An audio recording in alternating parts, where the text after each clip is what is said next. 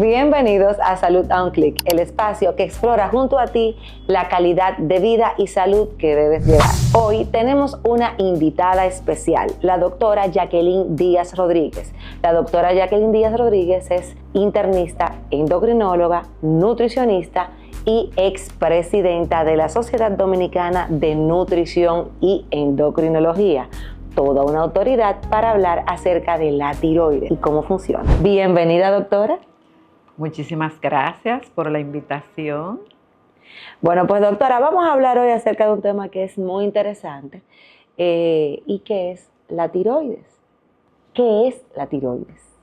La tiroides es una glándula que se encuentra en la región anterior del cuello y que, aunque es una de las glándulas más importantes porque interviene en la mayoría de los procesos metabólicos del organismo, en el mantenimiento de la temperatura, regulación de otras hormonas, en los niños interviene en el crecimiento, en el feto interviene en el desarrollo del sistema nervioso central y la regulación hormonal y la fertilidad en las mujeres. O sea que la glándula tiroides es una glándula sumamente importante para regular muchos procesos metabólicos en el cuerpo.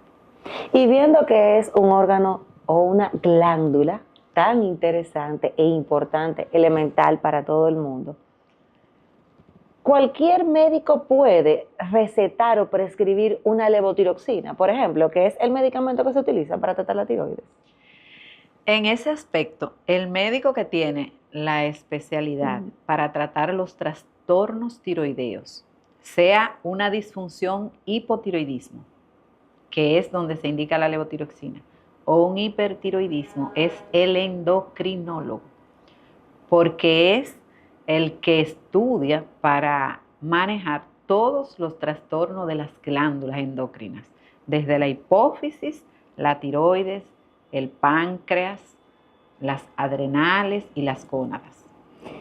Doctora, hay una pregunta. Cuando un paciente siente que tiene una especie de ataque cardíaco, siente que hay una situación netamente con el corazón, ¿qué puede ser? Fíjate, esa es una pregunta bastante interesante, porque los trastornos tiroideos, cuando la tiroides disfunciona, tanto si tiene hipertiroidismo, que es una exageración de la función, está hiperfuncionando la glándula, ese exceso de hormonas tiroideas conlleva a un aumento de sensibilidad a las catecolaminas y por ende el paciente puede sentir taquicardia, nerviosismo, sudoración profusa y síntomas así como de aprehensión. Pudiese pensar que es un evento cardiovascular agudo. Pero ojo, si no se trata oportunamente, el hipertiroidismo puede llevar a daños cardiovasculares con el tiempo, si no es tratado oportunamente y eficazmente. Entonces, tenemos que el hipertiroidismo se confunde con una arritmia cardíaca y por tal razón llegan mucho a los cardiólogos, me imagino, los pacientes con estos síntomas. Ahora bien, la hipotiroides, ¿qué es? Porque que eso hay mucha gente que no comprende y es normal que no tienen que saber lo que es la hiper y la hipo. ¿Cuál es? En el hipotiroidismo, que también acontece más comúnmente en las mujeres, y esta prevalencia se exacerba en la etapa de la menopausia. En los países que hay deficiencia de yodo, la causa más común del hipotiroidismo es la deficiencia de yodo en la dieta. Pero en los países donde la dieta es rica en alimentos yodados, como los alimentos del mar, pescado, mariscos, algas marinas, la sal yodada es el medicamento más económico para tener yodo. Entonces, en esos países que hay suficiente yodo en la dieta, la causa más común es autoinmune, que es la que ustedes han visto en las redes, la tiroiditis de Hashimoto. Sí, la de Hashimoto es un mecanismo autoinmune que destruye, que daña el tejido de la glándula tiroides y por lo tanto ya no va a producir hormonas tiroideas. Entonces el tratamiento es para toda la vida.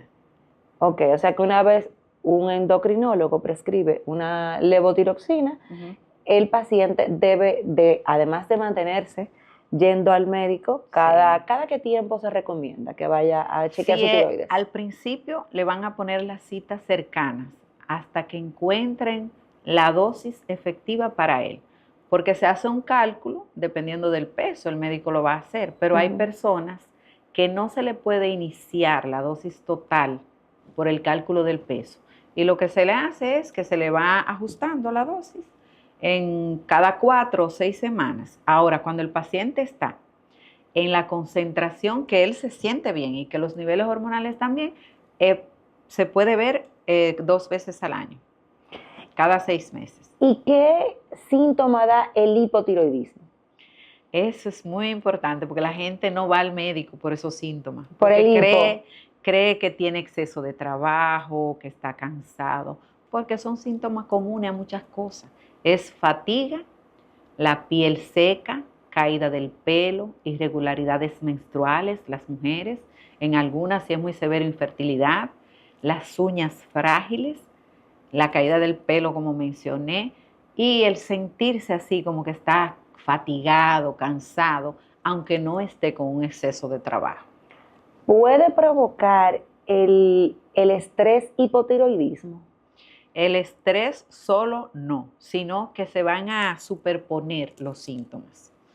Porque la gente que está muy estresada y con mucho trabajo va a sentirse cansado. Y el que está estresado también comienza a caérsele el pelo. Entonces, se pueden solapar o superponer las manifestaciones. Y por eso el paciente retrasa mucho la llegada al médico para el diagnóstico. ¿Qué caso a usted, por ejemplo, que tiene tanta experiencia, nos puede compartir? Por ejemplo, algún caso de algún paciente que usted haya dicho, oye, este es un paciente que me haya sorprendido. ¿Llega a la memoria algún caso clínico? Sí, muy interesante. Es un caso de una hermana de un médico.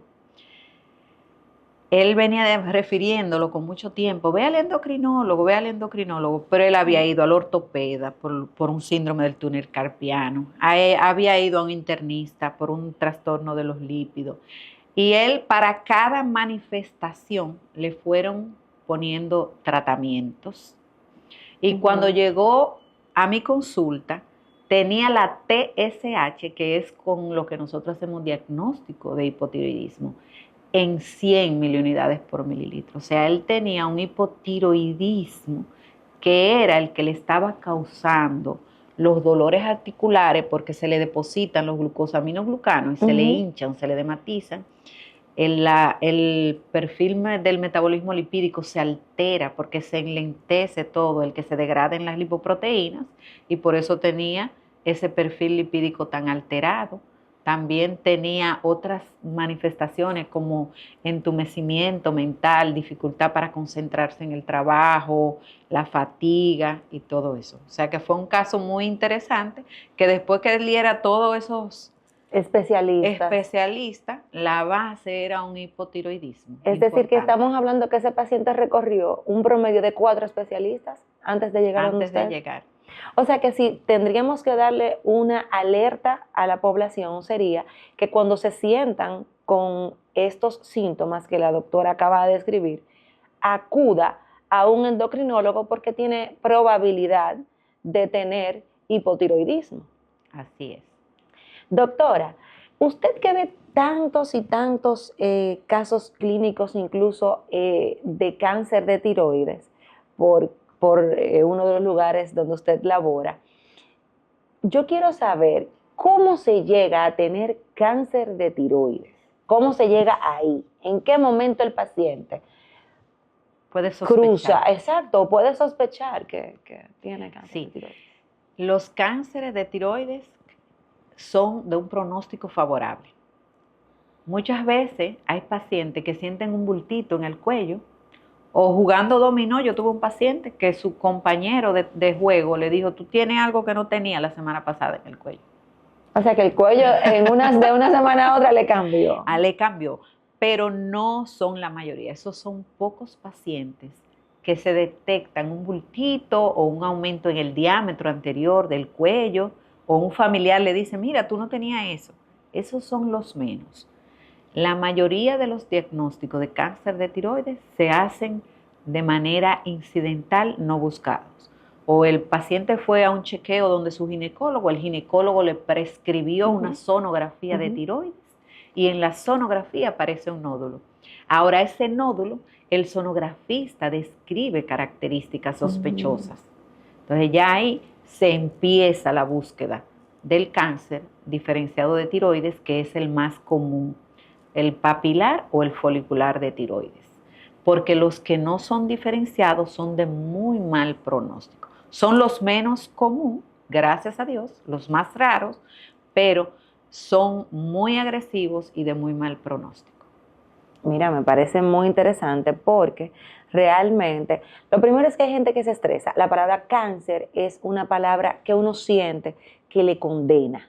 Sin embargo, es un pronóstico que no es negativo, porque realmente eso tiene un protocolo que, como usted bien conoce, tiene tratamiento y en algunos casos, el 98%, la sobrevivencia a 10 años es de un 98%, o sea que tienen una alta probabilidad de cura. O sea que tenemos con cirugía y yodo. Esperanza, señores. No se limiten de ir al endocrinólogo solo porque les da miedo que le digan que tienen que tomar un medicamento, porque la verdad que los medicamentos son para resolver estos temas de salud. Doctora, hemos hablado, ya hemos recorrido muchos síntomas que la gente va notando y se va quedando con ellos. Ahora bien, la tiroides, en el caso de las damas, y tal vez, ¿por qué no, de los caballeros, ¿da densidad mineral ósea o altera no? el metabolismo mineral óseo. Lo altera, sí. el metabolismo mineral óseo. Eso es algo muy interesante. A mí me encanta ese tema. Excúsame que te interrumpa. El trastorno de la tiroides, por ejemplo, el hipotiroidismo, que acontece con mayor frecuencia en la mujer cuando llega a la menopausia. Recordemos que la menopausia también aumenta el riesgo del desarrollo de osteoporosis. Sí, claro. Entonces, hay dos escenarios donde las afecciones de tiroides te van a afectar el metabolismo mineral y óseo. Y uno es que se le diagnostique hipotiroidismo a esa paciente y en la sustitución que le hacemos con levotiroxina, se nos va la mano y la sobresustituimos a la paciente. Si la paciente está usando una dosis por encima de sus requerimientos para su peso, ese exceso de hormonas tiroideas va a causar desmineralización del hueso. Entonces, si ella es ya una mujer que no tiene estrógenos, porque mientras la mujer tiene estrógenos, tiene osteoprotegerina, que inhibe los factores que se unen para aumentar la resorción ósea. Entonces, lo que estamos haciendo es como acelerarle el proceso del desarrollo de la osteoporosis. Y en el caso del hipotiroidismo, si el hipotiroidismo es severo y no es diagnosticado oportunamente, puede elevar los niveles de prolactina, porque cuando esos niveles van allá arriba al hipotálamo y estimulan a la TRH va a la hipófisis y no solo estimula a los tirotropos, sino que estimula a los lactotropos. Ok, ahora cuando... En español eso significa ¿qué, doctor? Hormona que prepara las mamas durante el embarazo para la lactancia. Ok. Todo el resto de la vida las mujeres tenemos esa hormona frena. Pero cuando hay un hipotiroidismo muy severo, sin diagnóstico y sin tratamiento, esa hormona se va a elevar. Y si se eleva, se inhiben los pulsos generadores de GnRH. ¿Qué es eso? Eso es lo que desde allá arriba organiza, ¿verdad? La liberación de las hormonas que van a estimular las gónadas para la foliculogénesis, que haya ovulación todos los meses y que haya producción de estrógenos. Entonces, por el lado del hipotiroidismo no tratado, severo, usted puede estar hipogonádica, y eso también afecta a la mineralización ósea en ambos sexos. Es decir, que volvemos a recaer en que la gente tiene que ir al endocrinólogo como mínimo una vez al año, ¿no? Hay etapas de la vida interesantes para que vaya el paciente al endocrinólogo.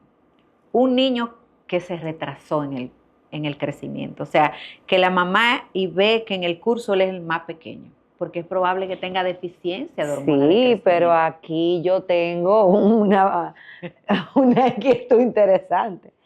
Si la genética de ese niño no lo ayuda, porque doctora, vamos también a hablar sinceramente. Yo he visto pacientes que han ido donde es que el crecimiento multifactorial. Pero doctor, es que yo veo pacientes que, no que son hijas y nietas de personas que son de escasa estatura, es decir, no es que son no es que son enanos, sino que son personas que son muy bajitas. Entonces, si tú tienes una genética bajita, pues tiene mucho sentido que el paciente sea que no sea el hijo de del paciente. Pies. Está bien. Claro, tú no puedes pretender que, porque ¿quién va a salir? ¿Dónde está la genética del paciente? Tienes razón en una parte, pero el crecimiento, la liberación y la acción de la hormona de crecimiento no es solo la genética que lo determina. Hay otros factores, como los factores ambientales, la nutrición, el amor, el afecto y muchísimas cosas intervienen en si el niño va a poder tener una tasa de crecimiento adecuada o no, con una buena secreción de hormona de crecimiento. O sea, la genética en casi todas las enfermedades o los trastornos va a jugar un rol. Okay. Pero eso no es lo que va a determinar el 100%. O sea, hay otros factores que van a intervenir. Y como tú bien dices, si yo mido 5 pies y mi esposo 5 pies, no puedo aspirar a tener a mi hija de 5 pies y 9 pulgadas. Sí, porque yo siento que ustedes los ayudan poco. O sea, estamos hablando de pacientes que llegan, doctora, el niño no me crece. Quieren un pelotero. Quieren un pelotero, pero ellos no llegan a 5 pies, 5 pulgadas. Entonces, eso no favorece porque la genética, sí, pero ahora hay abuelos que son altos. Pero hay una estatura medio parental en donde exactamente el niño no tiene que medir lo mismo que miden sus padres, pero sí puede sobrepasarlos un poquito. Y vale la pena sobrepasar un poquito a sus padres, por ejemplo, con hormonas de crecimiento. No, porque no está indicada para eso. Está indicada para tú administrársela al que tú le determinaste que tenía deficiencia de la hormona. Y ahora que acabamos de hablar de hormona de crecimiento, en los gimnasios hay muchísimas personas, tanto hombres como mujeres, que se aplican hormona de crecimiento, doctora. Eso fue un boom con esto de wellness y el anti-aging, porque con el tiempo todos nosotros tenemos hormona de crecimiento, pero en una concentración que va disminuyendo, porque ya luego de terminada la pubertad, usted no crece más linealmente, pero la hormona de crecimiento le ayuda a mantener el bienestar, el que usted se sienta bien, el que usted tenga una masa muscular adecuada y una distribución de la grasa adecuada. Cuando usted tiene deficiencia de hormona de crecimiento, entonces usted se le coloca la grasa donde nadie la quiere, en el tronco, en la barriga, donde es metabólicamente activa. Entonces, pero eso no está aprobado por la FDA. Sin embargo, en Hollywood, por ejemplo, pero es algo que está muy de moda. En Hollywood yo tengo entendido que los artistas la utilizan. Con eso no estamos promoviéndola, más bien estamos exhortando a que igual si usted quiere estar delgado, bonito, vaya de la mano de profesionales. Porque la automedicación o lo que está de moda es algo que nosotros nos mantenemos pidiéndole a la gente que no haga. Porque nosotros los dominicanos somos especialistas y tenemos un médico en cada esquina. Pero es un médico que no fue a la universidad, es un médico. No, pero tú lo dices relajando. Pero aquí en nuestro país somos sumamente afortunados porque para la extensión geográfica que tenemos, contar con más de 200 endocrinólogos en el territorio nacional. Miren, usted si es dominicano es sumamente afortunado porque eso no sucede en otras áreas geográficas. Sí, realmente aquí en promedio tenemos las mayores cantidades de especialistas en hematología, en oncología, en endocrinología. Realmente somos un país tan bendecido que hasta de especialistas clínicos estamos llenos. No se automediquen, por amor a Cristo. Hay muchísima gente trabajando bien y con concepto, pero hay otros que no trabajan con concepto, doctora. Tampoco vamos a hablar mentira. O sea, la verdad. Hay mucha gente que hace endocrinología sin ser endocrinólogo.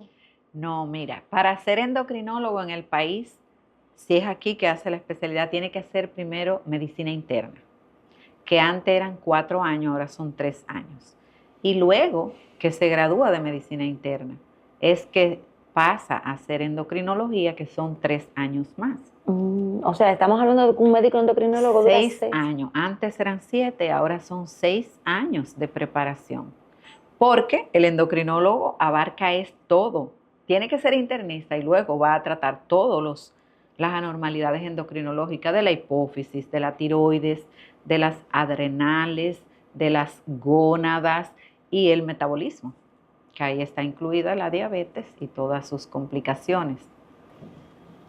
Si nos vamos a llevar a la casa así como para aprender ese ABC sobre la tiroides, ¿qué nos llevamos? Que la tiroides es una glándula que interviene en demasiados procesos metabólicos, que cuando disfunciona va a poner al paciente a sentirse fatigado, a no tener rendimiento y a tener alteraciones metabólicas asociadas a esa deficiencia hormonal. Al igual que cuando ella está en exceso, pero el más común es la deficiencia, el hipotiroidismo. Por lo tanto, aunque sean síntomas comunes a otras patologías, si se siente fatigado, con caída de pelo, irregularidades menstruales, piel seca, imposibilidad para perder peso, entre otras, es bueno tener tu chequeo de las hormonas tiroideas. Doctora, usted sabe que la gente comúnmente cuando está en sobrepeso, en unas ocasiones se lo inventa y en otras es cierto. Y dice que es que sufren de la tiroides. Sí, eso es una historia larga. Realmente, cuando el paciente tiene hipotiroidismo, al enlentecerse todos los procesos metabólicos, porque perdemos peso, o sea, gastamos energía en respirar, en que lata el corazón, en el día a día se gasta energía. La persona que vive con hipotiroidismo tiene todos los procesos metabólicos enlentecidos y esto hace que él pueda ganar algo de peso, pero no para causarle obesidad, porque el aumento es retención de líquido y más una dificultad para perder peso. Es a lo que se asocia más. Bueno, pero entonces, si hay dificultad para perder peso es porque lo está intentando. Sí. Entonces, estamos hablando de que si una persona está en sobrepeso, haciendo todo y comiendo bien, haciendo ejercicio y ve que no progresa, la causa puede ser un hipotiroidismo. Y a los que nos cuesta más que a otros. Bueno, también, mea culpa. Yo soy una persona altamente sociable. Los traguitos sociales. Exacto. La obesidad como enfermedad crónica, metabólica, es multifactorial. Entran de nuevo los factores genéticos. Las personas que derivan de padre, madre con obesidad tienen más riesgo de desarrollar obesidad. Los que conviven con ambientes obesógenos, o sea, ir mucho a cenas, a comilonas y el celebrar todo con comida abundante y bebidas, nos lleva a desarrollar obesidad.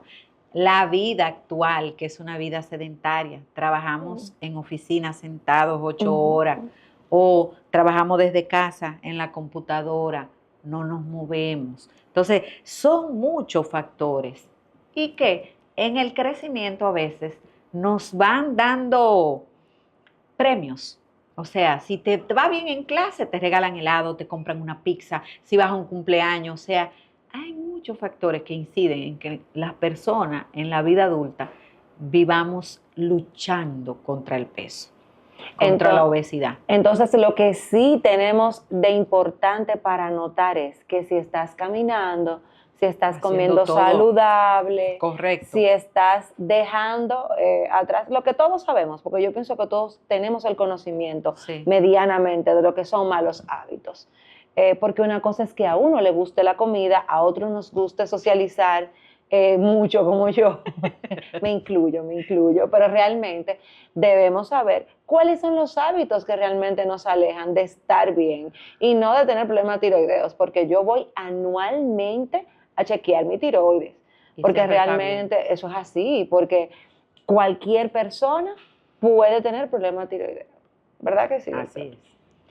¿Algo más que me quieras recomendar, que nos quieras recomendar a nosotros, doctor? Sí, muy importante a la hora de usted saber que necesita un endocrinólogo. ¿Cómo lo sabemos, doctora? La mujer en la menopausia, todas deberían tener su endocrinólogo. Ah, porque lo que para pasa... tratar no solo esa deficiencia estrogénica que la puede llevar al desarrollo de osteoporosis, sino porque la menopausia lleva a una constelación de muchísimas manifestaciones, alteraciones que están dadas por esa deficiencia. Y quien está calificado para manejarla es el endocrinólogo, los niños que tienen alteración en el crecimiento y las mujeres en edad fértil con dificultad para lograr un embarazo. Muchas veces la respuesta es una alteración hormonal o un síndrome de ovario poliquístico o un hiperandrogenismo. Es decir, que cuando una paciente tiene ovarios poliquísticos, debe ser referida, aún sea por su ginecólogo, sí, para un endocrinólogo, ¿verdad que sí? Así es. Bueno, pues señores, yo creo que tenemos una información valiosa de mano de una experta muy calificada como la doctora Jacqueline Díaz Rodríguez. Gracias, doctora, por acompañarnos.